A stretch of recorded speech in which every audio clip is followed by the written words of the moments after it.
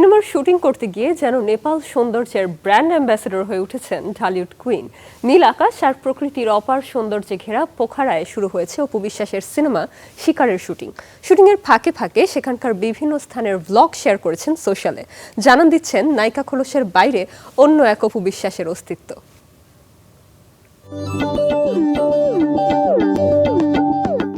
প্রায় 2 দশকের ক্যারিয়ারে উপহার দিয়েছেন অসংখ্য ব্যবসা সফল সিনেমা।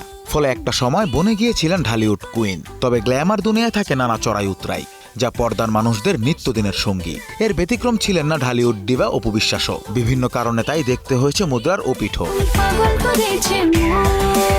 লম্বা সময় পর্দায় অনিয়মিত থাকলেও বিভিন্ন অনুষ্ঠান, গেস্ট শো আর সোশ্যাল হ্যান্ডেলের মাধ্যমে টিকিয়ে রেখেছিলেন নিজের গ্ল্যামারাস অস্তিত্ব।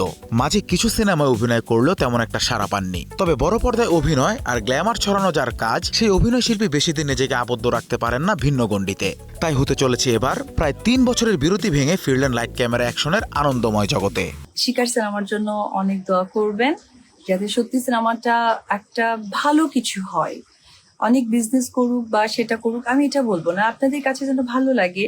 আর এখানে যে হিরো হিসেবে কাজ করছেন পলাশ ভাই, উনি একদমই নতুন হিরো, ওনার জন্য দোয়া করবেন। উনি যেন ওনার অবস্থানটা অবশ্যই শক্ত করতে পারে। ওনার লাইফে ফার্স্ট উনি হিরো হচ্ছে। নিজস্ব রীতি ও নিয়ম অনুসরণ করে শুরু হয়েছে অপু বিশ্বাসের বহুল প্রতীক্ষিত সিনেমা শিকার। নেপালের পোখরায় সিনেমাটির মহরতে বেশ গ্ল্যামারাস লুকে ধরা দিয়েছেন অপু। সাথে ছিলেন নবাগত নায়ক মুর্তুজা পলাশ।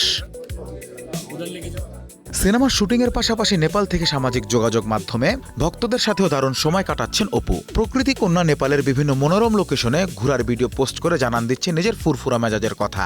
পাশাপাশি উত্তর দিচ্ছেন ভক্তদের নানা প্রশ্নের। এমনকি ঘোষণাও দিয়েছেন এখন থেকে সোশ্যাল হ্যান্ডেলের মাধ্যমে আরো কাছাকাছি থাকবেন ভক্তদের। আমি এখন আছি নেপালে, তো দেখবেন যে আমার ফেসবুকে প্রচুর আমি ছবি দিব, মানে কোথায় যাচ্ছি, বিকজ এইটা জানার অধিকার আপনাদের আছে এবং এটা আমি আপনাদেরকে দেবো, বিধায় আপনারা জানবেন। কামরুজ্জামান রোমান নির্মিত রেজা ফিল্ম প্রযোজিত শিকারে যুক্ত আছেন বাংলাদেশ, নেপাল ও ভারতের শিল্পী কলাকুশলীরা। এমনকি বর্তমানে বাংলা সিনেমার অন্যতম জনপ্রিয় খল চরিত্র জিল্লুও থাকছেন এই সিনেমায়। সিনেমার একটি বড় অংশের দৃশ্য ধারণের কাজ হচ্ছে নেপালের বিভিন্ন পাহাড়ি লোকেশনে। অপু বিশ্বাস ও অভিষিক্ত মুর্তুজা পলাশ ছাড়াও এতে অভিনয় করতে দেখা যাবে বরদা মিঠু, কলকাতার রজতব দত্ত ও জিল্লু খ্যাত শ্যাম ভট্টাচার্যকে। দীর্ঘ বিরতির পর অপু বিশ্বাসের শিকারকে তার আনন্দময় প্রত্যাবর্তন বলে মনে করছেন বিশ্লেষক ও ভক্তরা।